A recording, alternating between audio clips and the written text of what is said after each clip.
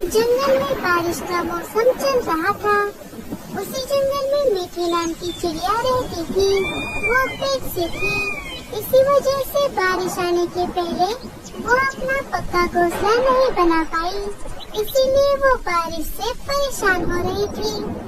बारिश का मौसम तो आ गया है, मुझे अपना पक्का घोंसला बना लेना चाहिए था।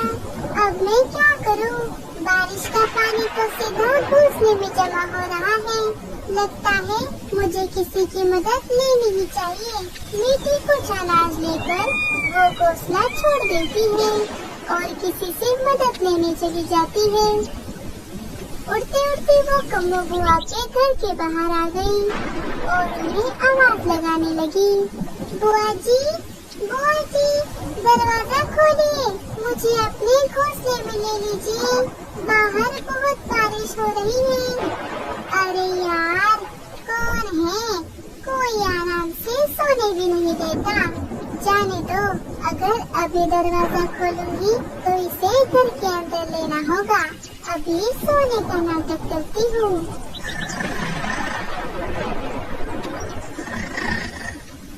अरे, लगता है बुआ जी सो रही है। मुझे उन्हें परेशान नहीं करना चाहिए। मीठी वहाँ से चली गई। हाँ, कैसे पागल बनाया। मीठी बारिश में उड़ते उड़ते कौवों के घर आ गई। गौरी, ओ गौरी जी, उठिए और मुझे जरा कुछ खाने के लिए दीजिए। तुम्हें पता भी है मुझे कब से भूख लगी है। हाँ, तो मैं क्या यहाँ पंच पकवान खाकर बैठी हूँ? मैं भी तो भूखी ही हूँ। अरे तो तू न खाना, हम दोनों मिलकर खाते हैं। अच्छा, यहाँ क्या अनाज हमारे घर में उगता है? यहाँ अनाज का एक दाना भी नहीं है। कहाँ से दूँ तुम्हें खाना? अरे ये बारिश भी रुकने का नाम नहीं ले रही। काश अनाज खुद चलकर हमारे घर आता और दरवाजा खटखटा कहता, दरवाजा खोलो लल्लू, मैं आ गया हूँ तुम्हारे पेट आने। तभी दरवाजे पर किसी ने दस्तक दी।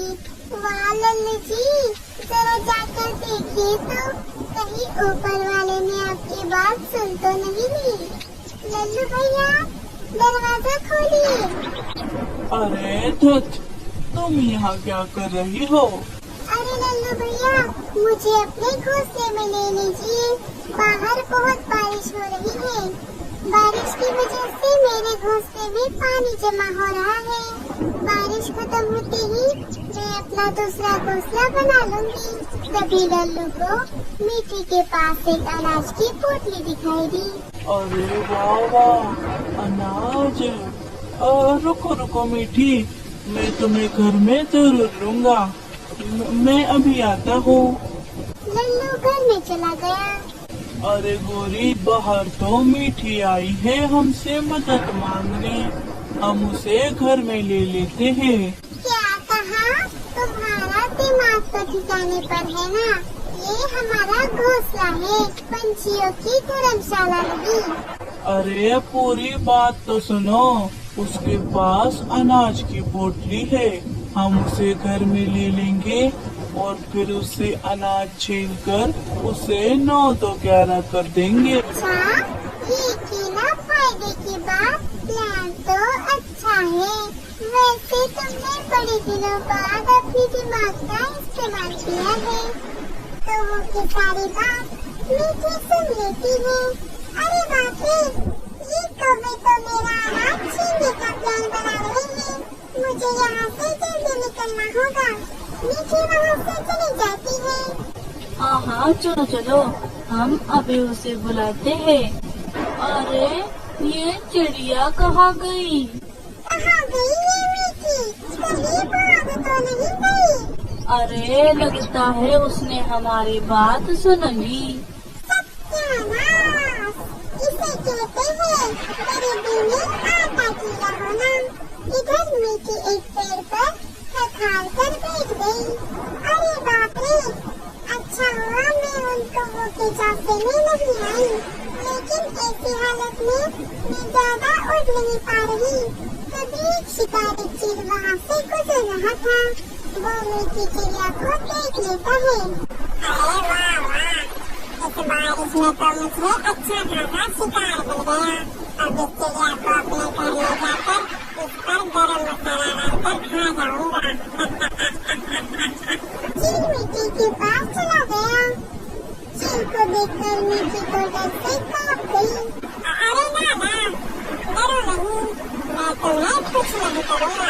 लगता है तुम बारिश की वजह से यहाँ पर फंस गई हो। चाहो तो मैं तुम्हारी मदद कर सकता हूँ। क्या मदद? कैसी मदद? मेरा घोंसला यहीं पास ही है, तुम मेरे घर चल सकती हो। बारिश रुकने के बाद तुम सुरक्षित अपने घर चले जाना। वैसे भी अगर तुम यहीं रही तो कोई और शिकारी तुम्हें खा जाएगा। चील की ये बात सुनकर मीठी सोचती है, अरे बाप रे, मैं इस चील पर भरोसा नहीं कर सकती। मीठी अपनी होशियारी से अपनी जान बचाकर वहाँ से भाग गई। उड़ते उड़ते वो थोड़ी दूर आ गई। वहाँ पर उसे एक कटहल का पेड़ दिखाई दिया। वो उस पेड़ की डाली पर जाकर बैठ गई। अरे बाप रे, आज तो मुसीबतें खत्म होने का नाम ही नहीं ले रही थी। अब मुझे अपना नया घोंसला बना लेना चाहिए, वरना कहीं और मुसीबत न आ जाए।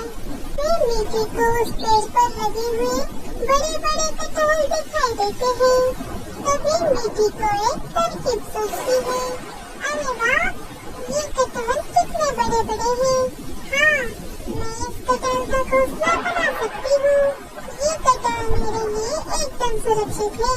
मीठी ने एक कटहल को अंदर से खोखला कर दिया और उसी में अपना घोंसला बना लिया। कुछ दिनों बाद चिड़िया ने एक अंडा दे दिया।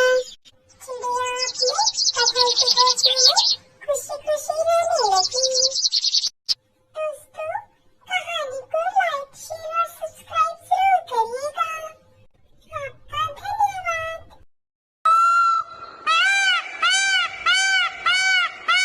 शाम होने पर रानू अपने घर की तरफ जा रही थी। तभी उसे नदी किनारे हाथियों का झुंड नजर आया। हाथी दादा, आप सब कहाँ जा रहे हैं? क्या जंगल पे नई मुसीबत आई है? रानू चिड़िया, हम सब जंगल छोड़ के जा रहे हैं। क्यों हाथी दादा, ऐसा क्या हो गया?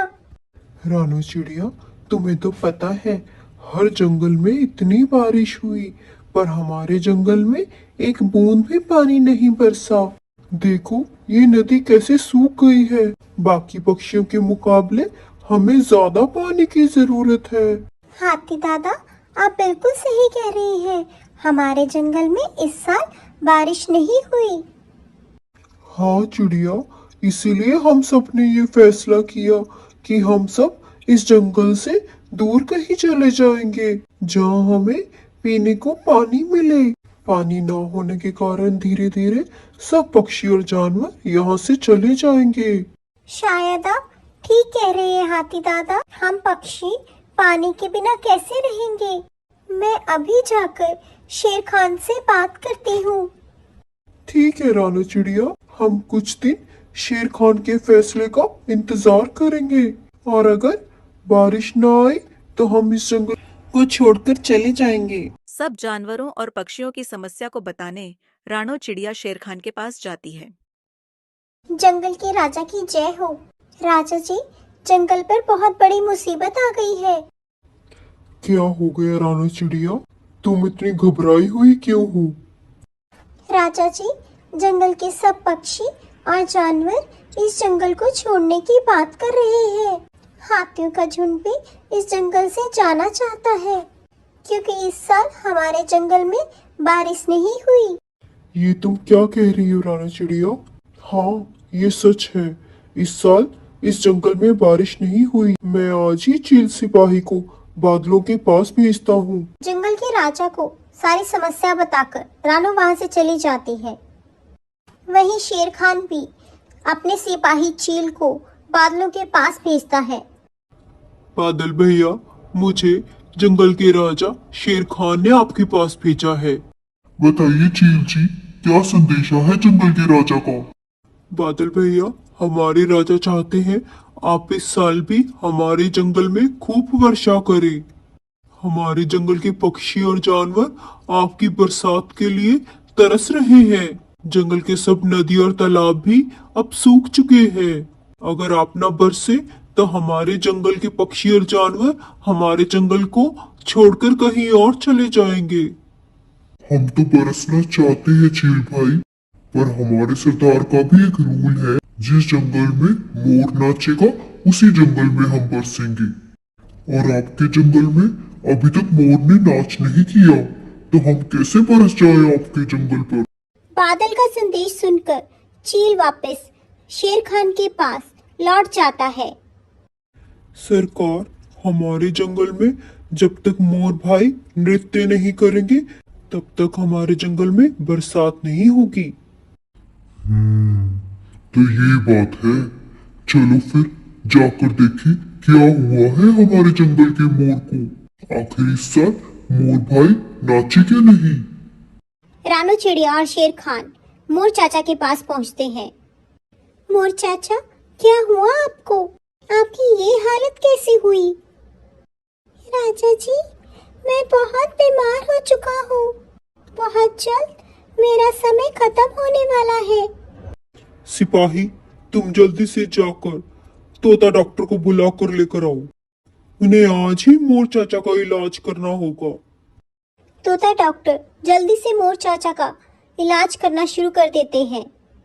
वो अच्छी तरह से मोर चाचा की जांच करते हैं और सबको बताते हैं। इनको फ्लू हुआ है। मेरे इस इंजेक्शन से इनकी तबीयत में आराम आएगा, लेकिन आप सबको इनका बहुत ध्यान रखना होगा। इन्हें समय समय पर अच्छा खाना देना होगा। कुछ ही दिनों में ये पूरे तंदुरुस्त हो जाएंगे। ऐसे ही कुछ दिन निकल जाते हैं। मोर चाचा की तबीयत में भी सुधार आने लगता है। रानू चिड़िया ने भी मोर चाचा की बहुत सेवा की। उन्हें हर वक्त ताज़ा खाना दिया, जिससे मोर चाचा के शरीर में ताकत आ गई। और बादल भी खुश होकर मोर चाचा का नृत्य देखकर खूब बरसे। इस तरह जंगल की परेशानी भी दूर हो गई। हाथियों के झुंड ने भी अब जंगल को छोड़ने का फैसला छोड़ दिया। एक बार फिर सब पक्षी और जानवर जंगल में खुशी खुशी रहने लगे।